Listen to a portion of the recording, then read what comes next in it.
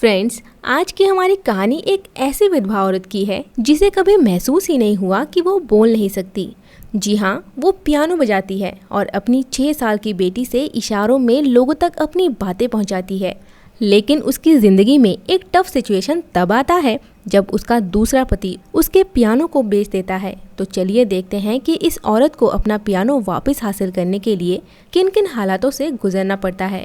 Friends, 1993 में release इस Oscar winning movie का नाम है द पियानो। मूवी की शुरुआत में हम एडा नाम की एक विधवा औरत को देखते हैं जो 6 साल की उम्र से ही बोल नहीं पाती। हालांकि पहले वो बोल सकती थी, लेकिन अचानक एक दिन उसने बोलना बंद कर दिया।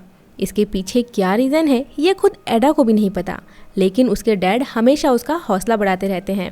वो उसे समझाते रहते हैं कि भगवान हमेशा ऐसे ही लोगों को प्यार करता है जिन्हें कोई तकलीफ होती है। लेकिन एडा को कभी ये महसूस ही नहीं हुआ कि वो बोल नहीं सकती, शायद उसके पियानो की वजह से। जब जब वो उसे बजाती है तब तब उसके सारे दुख दूर हो जाते हैं। उसे ऐसा महसूस होता है कि अपने पियानो के जरिए ही उसकी उंगलियां उसके दिल की सारी बातें बोलती हैं। उसकी ज़िंदगी तब बदल गई जब उसके डैड ने अपनी मर्जी से उसका रिश्ता ठीक कर दिया एलिस्टर नाम के एक रईस जमींदार के साथ। शादी के लिए एडा को अपनी बेटी के साथ समंदर पार करके वहां जाना होगा। एडा अपनी बेटी फ्लोरा, पियानो और अपने ढेर सारे सामान के साथ जहाज से समंदर किनारे पहुंचती है। लेकिन खराब मौसम की वजह से उस दिन एलिस्टर उसे लेने नहीं आ पाया। अपनी बेटी के साथ उसे वहीं गीले हालत में ही रात गुजारनी पड़ती है। अगली सुबह वो देखती है कि उसका कुछ सामान समंदर की लहरों के साथ बह गया है, तो कुछ सामान अभी भी इधर उधर बिखरे पड़े हैं। एलिस्टर एडा को लेने के लिए अपने एक दोस्त जॉर्ज और कुछ लोकल आदिवासियों के साथ वहां आता है। जॉर्ज इतनी खूबसूरत एडा को एकटक देखता रहता है। वो नोटिस करता है कि एडा के गले में एक नोटबुक और पेन हमेशा लटका रहता है और वो अपनी बातों को इशारों में फ्लोरा के जरिए बोलती है। एलिस्टर एडा को बोलता है कि बाकी सामान तो ठीक है, पर पियानो को पहाड़ों तक ऊपर नहीं लिया जा सकता क्योंकि रास्ता लंबा और कीचड़ से भरा हुआ है। पर एडा अपने पियानो को छोड़कर जाने के लिए बिल्कुल भी तैयार नहीं है। लेकिन उसकी लाख कोशिशों के बावजूद भी उसे पियानो को वहीं छोड़ना पड़ता है। हम देखते हैं कि जैसे जैसे वो पियानो से दूर होती जा रही है, एडा को लगता है कि मानो वो अपनी आवाज़ से दूर होती जा रही है। एलिस्टर का घर पहाड़ों से ऊपर घने जंगलों में आदिवासियों के बीच है। यहाँ एक चर्च में वहाँ के लोगों ने एडा और एलिस्टर की शादी का अरेंजमेंट किया है। लेकिन एडा का मन इन सब में नहीं लगता, बल्कि उसका सारा ध्यान तेज बारिश में है। जैसे वो नीचे समंदर किनारे पड़ी उसकी पियानो की तरफ भीग रही है। उसी रात एलिस्टर एडा को बोलता है कि उसे कुछ ज़मीन खरीदने के सिलसिले में कुछ दिनों के लिए बाहर जाना होगा। वापस आकर ही वो अपने इस नए रिश्ते की शुरुआत करेंगे। इस बात से एडा को कोई एतराज़ नहीं है, बल्कि वो तो अपनी बेटी फ्लोरा के साथ बहुत खुश है। दोनों माँ बेटी कम दोस्त ज़्यादा हैं। एडा उसे अपने डैड की कहानियाँ सुनाती है कि वो कब मिले, कैसे मिले, लेकिन उसका मन अभी भी अपने पियानो के पास ही है। और सुबह होते ही वो फ्लोरा को लेकर जॉर्ज के घर जाती है और उससे इशारों में समंदर किनारे लेकर चलने के लिए बोलती है। लेकिन जॉर्ज उसे काम का बहाना देकर मना कर देता है। कुछ देर बाद जब जॉर्ज अपने घर से बाहर निकलता है तब वो देखता है कि दोनों वहीं बैठे उसका इंतजार कर रही है। इसीलिए उसे मजबूरन दोनों को वहाँ लेकर जाना पड़ता है। जैसे सूरज की रोशनी से समंदर पे चमक आ जाती है, ठीक वैसे ही एडा के चेहरे पे पियानो को हाथ लगाते ही चमक आ जाती है। वो घंटों वहाँ बैठकर पियानो बजाती रहती है और छोटी फ्लोरा उसके आसपास लहरों की तरह नाचती रहती है। जॉर्ज एडा के लिए उस पियानो की अहमियत को समझ चुका था। अगले दिन वो एलिस्टर से मिलता है और उसे बोलता है कि मैं सोच रहा हूँ कि पहाड़ी के पास वाली ज़मीन के बदले मैं तुमसे वो पियानो खरीद लूँ। वैसे भी मुझे म्यूज़िक का शौक़ है और वहाँ पड़ी पड़ी वो ख़राब ही हो रही है। एलिस्टर को ये डील बहुत पसंद आती है, लेकिन प्रॉब्लम ये है कि उसे पियानो कौन बजाना सिखाएगा। तभी एलिस्टर बोलता है कि मैंने एक बार लेटर में पढ़ा था कि एडा बचपन से पियानो सीखती है। मुझे लगता है कि वो तुम्हें ज़रूर पियानो सीखने में मदद कर पाएगी। और ये बात जब एलिस्टर ने एडा को बताई तो उसने इस डील पर अपनी नाराज़गी जताई और किसी को भी पियानो सिखाने से साफ मना कर दिया। लेकिन एलिस्टर को वो ज़मीन सिर्फ पियानो के बदले मिल रही है। ऐसे में वो इस डील को गंवाना नहीं चाहता था, इसीलिए उसने एडा के ना चाहते हुए भी डील फाइनल कर दी। उधर जॉर्ज बड़ी मुश्किलों से आदिवासियों के साथ जाकर पियानो को अपने घर ले आया, लेकिन रास्ते में पियानो के कुछ हिस्से को काफी नुकसान पहुंचा और घर लाने के बाद वो चर्च से कुछ कारीगर बुलवाकर उसके तार और बाकी सब ठीक करवा लेता है। अगले दिन जब एडा जॉर्ज के घर पहुंचती है तब अपने पियानो को इतनी अच्छी हालत में देखकर वो बहुत खुश होती है। लेकिन उसकी ये खुशी एक ही पल में गायब हो गई जब उसे याद आया कि ये पियानो तो अब उसका रहा ही नहीं। जॉर्ज उसे बोलता है कि वो सिर्फ एडा को इस पियानो को बजाते हुए देखना चाहता है। एडा पियानो पर बैठ जाती है और फ्लोरा बाहर एक पपी के साथ खेलने लगती है, लेकिन अचानक जॉर्ज पीछे से एडा के गर्दन पर किस कर लेता है। एडा घबराकर खड़ी हो जाती है और जैसे ही वो वहाँ से जाने लगती है, जॉर्ज उसके सामने एक डील रखता है। इस डील ने एडा के कदमों को रोक लिया। जॉर्ज बोलता है कि अगर तुम्हें ये पियानो वापस चाहिए तो मैं तुम्हें एक मौका देता हूँ। इस पियानो के कीबोर्ड में जितने कीज हैं उतने दिनों तक तुम्हें मुझे पियानो क्लास देने आना होगा। मैं तुम्हें देखना चाहता हूँ, तुम्हें सुनना चाहता हूँ, तुम्हें छूना चाहता हूँ। इतना सब सुनकर भी एडा वहाँ खड़ी रही, क्योंकि जॉर्ज ने उसे वो कह दिया जो वो सुनना चाहती थी। उसने उसे उसका पियानो वापस करने की बात कही, चाहे वो किसी भी कीमत पर हो। ये उसके लिए उसकी आवाज़ का दोबारा मिलने जैसा है। एडा इशारे में बोलती है कि वो सिर्फ जितनी ब्लैक कीज हैं उतने ही दिन यहाँ आएगी। जॉर्ज उसकी बात मान जाता है और अगले दिन वो अपने डील के मुताबिक जॉर्ज के घर अपनी बेटी फ्लोरा के साथ आती है और इशारे में ही वो फ्लोरा को बाहर बैठने को बोलती है और खुद अंदर जाके पियानो बजाने बैठ गई। लेकिन जॉर्ज ये अच्छे से जानता है कि पियानो की डील की वजह से एडा उससे नाराज है, लेकिन उसके हाथ में अब कुछ भी नहीं है। दरअसल जॉर्ज एक नाविक हुआ करता था। उसकी वाइफ अब भी इंग्लैंड में ही रहती है, पर उससे उसका कोई रिश्ता नहीं है। वो कई सालों से यहीं आदिवासियों के बीच रह रहा है। दूसरे दिन एडा फिर आई और फिर से उसने फ्लोरा को घर के बाहर ही रहने को बोला। एडा मन ही मन अंदर जाने से घबरा रही थी, लेकिन वो अपने चेहरे पे ये आने नहीं देती। अगले दिन फिर से एडा को जाते हुए देख एलिस्टर उससे पूछता है कि उसकी पियानो क्लासेस कैसी चल रही है। जवाब में एडा एक हल्की सी मुस्कान देकर वहाँ से चली जाती है। हम देखते हैं कि उस दिन पियानो सुनते हुए जॉर्ज टेबल के नीचे लेट गया और एडा को अपनी स्कर्ट ऊपर करने को बोलता है।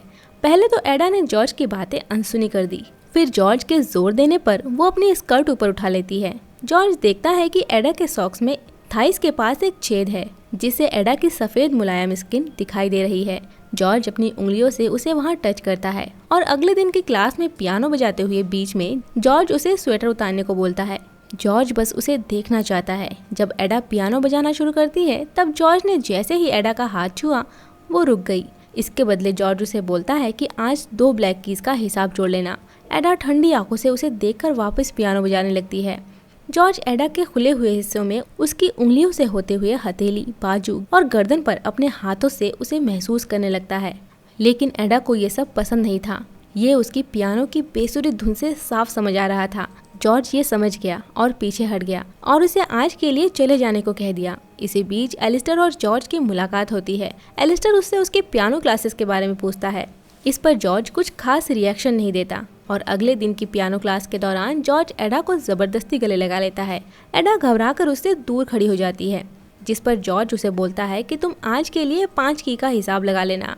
ना चाहते हुए भी अब एडा को उसके बिस्तर पर उल्टा लेटना पड़ता है। जॉर्ज प्यार से उसके गर्दन, उसकी पीठ पर हाथ फेरते हुए किस करता है और फिर एडा उठकर वहां से चली जाती है। आज की इस घटना से एडा को भी समझ आ गया है कि जॉर्ज उसे सच में चाहने लगा है। साथ ही उसे इस बात का भी एहसास हुआ कि जॉर्ज बुरा आदमी नहीं है। अगले दिन उसकी पियानो क्लासेस नहीं थी, क्योंकि आज चर्च में कोई फंक्शन मनाया जा रहा है, जहां छोटी फ्लोरा ने भी एक डांस प्रोग्राम में पार्टिसिपेट किया है। वहां जब जॉर्ज ने देखा कि एलिस्टर ने एडा का हाथ पकड़ के रखा है, तब उसे अच्छा नहीं लगता और वो वहां से चला जाता है। और इसके अगले दिन जब एडा फिर से पियानो क्लासेस के लिए जाती है, तब उसे जॉर्ज कहीं दिखाई नहीं देता। जब वो उसे ढूंढने लगी, तब अचानक वो बिना कपड़ों के उसके सामने खड़ा हो गया। उसे इस तरह देख के एडा घबरा जाती है। जॉर्ज उसे एक ऑफर देता है कि आज तुम जितनी चाहे उतनी कीज का हिसाब लगा सकती हो। एडा उसे 10 उंगलियां दिखाती है और जॉर्ज उसकी इस बात को मान गया और वो बिना कपड़ों के उसके साथ इंटीमेट हो जाती है। पर उसके मन में एक ही बात है, बस कुछ दिन और, फिर वो कभी इस तरफ नहीं आएगी। अगले दिन जब वो वापस आई तो वो देखती है कि पियानो को आदिवासी लोग कहीं ले जा रहे हैं। एडा दौड़कर अंदर जाती है। जॉर्ज उसे बोलता है कि आज से उसका सारा हिसाब खत्म, ये पियानो अब तुम्हारा हुआ, अब तुम्हें और यहाँ आने की ज़रूरत नहीं है।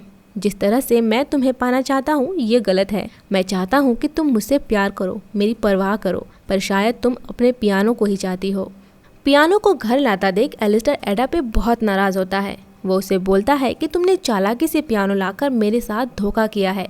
ये बोलते हुए वो भाग के जॉर्ज के पास जाता है और उसे उसकी ज़मीन वापस करने की बात बोलता है। इस पर जॉर्ज उसे बोलता है कि लेकिन मैंने तो ज़मीन तुम्हें दे दी है, अब मैं तुमसे वो वापस नहीं ले सकता हूँ।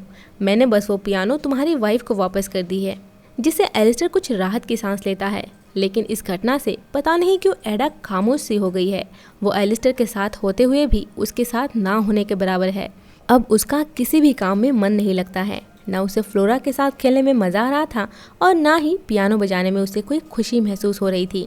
वो बस जॉर्ज को ही मिस कर रही है। उसे जॉर्ज का उसका पियानो बजाते देखना याद आ रहा था। पहले उसके लिए ये पियानो ही मायने रखता था, लेकिन अब सब कुछ बदल चुका है और ये बात समझ आते ही वो भागती हुई जॉर्ज के पास जाती है, लेकिन उसे जाते हुए एलिस्टर देख लेता है। अब वो एडा का पीछा करता है, लेकिन जब एडा जॉर्ज के घर पहुंचती है तब जॉर्ज उसे बोलता है कि तुम्हें यहाँ नहीं आना चाहिए था, यहाँ तुम्हारी कोई भी चीज़ नहीं है, फिर तुम यहाँ क्यों आई हो। एडा कोई भी रिएक्शन नहीं देती, लेकिन उसकी आंखें बहुत सारी बातें बोल जाती है कि उसके दिल में जॉर्ज के लिए कितना प्यार है। जॉर्ज भी उसकी आंखें पढ़ लेता है और उसे गले से लगा लेता है।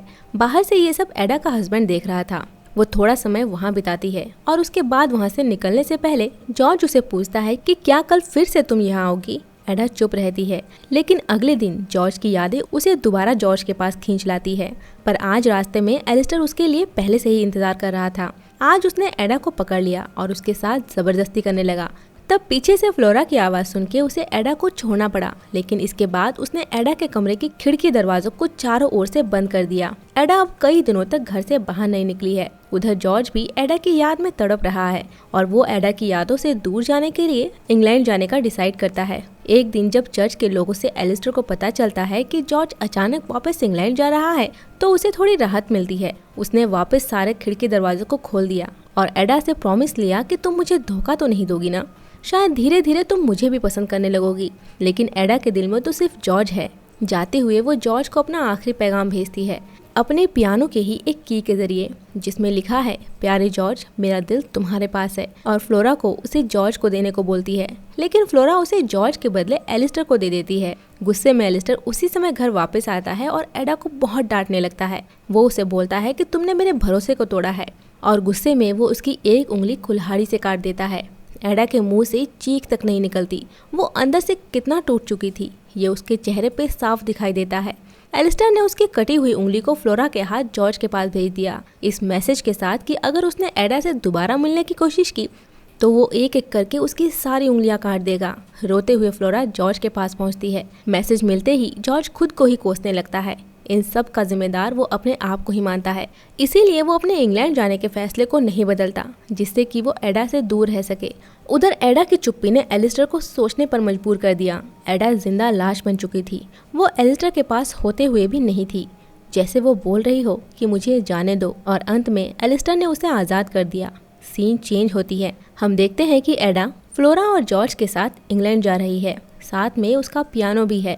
लेकिन बीच समंदर में अचानक एडा इशारों में पियानो को समंदर में फेंकने को बोलती है। इस बात से जॉर्ज हैरान हो जाता है, लेकिन एडा जानती है कि इस पियानो की एक टूटी की तरह ही वो भी अपनी एक टूटी उंगली से अब कभी भी पियानो नहीं बजा पाएगी। और जब पियानो को समंदर में गिराया जाता है तब एडा ने पियानो से बंधी एक रस्सी में अपना पैर फंसा लिया और वो भी पियानो के साथ समंदर में डूबने लगी। ऐसा लगता है जैसे वो भी अपने पियानो के साथ ही यहीं दफन हो जाना चाहती है। जैसे जैसे वो पानी में नीचे जाने लगती है उसे महसूस होता है कि नहीं, वो जीना चाहती है। नीचे से ऊपर आने की जद्दोजहद में उसके मुंह से इतने सालों बाद आज पहली बार आवाज़ निकली। आखिरकार उसने अपने लिए मौत नहीं, जिंदगी को चुना। इसके कुछ दिनों बाद हम देखते हैं कि एडा अब इंग्लैंड में है। यहाँ आने के बाद जॉर्ज ने उसके हाथ पे एक प्रोस्थेटिक उंगली लगवा दी और एडा अब यहाँ पियानो की क्लासेस देती है। साथ ही वो अब धीरे धीरे बोलना भी सीख रही है। उसकी ज़िंदगी एक नई करवट ले रही है। लेकिन आज भी वो समंदर की गहराई में सो रहे अपने पियानो का सपना देखती है और कभी कभी खुद को उसके ऊपर तैरता हुआ भी महसूस करती है। और इसी के साथ ये कहानी यहीं पे ख़त्म होती है। तो फ्रेंड्स, कैसी लगी आपको ये कहानी कमेंट में ज़रूर बताएं। वैसे मुझे तो पर्सनली ये मूवी बहुत अच्छी लगी। अगर आपको मेरा एक्सप्लेनेशन अच्छा लगा हो तो वीडियो को लाइक, शेयर एंड सब्सक्राइब ज़रूर करें। जल्द ही मिलते हैं एक और मज़ेदार कहानी के साथ। तब तक के लिए बाय बाय।